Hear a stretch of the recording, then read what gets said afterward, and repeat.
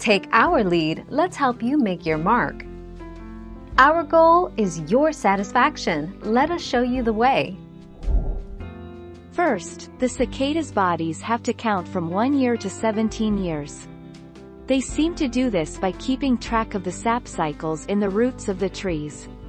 Since sap flow varies across the course of a year, it would make sense that the cicada's bodies were somehow keeping track of the seasonal changes. Thank you for watching. Please subscribe and hit the bell notification.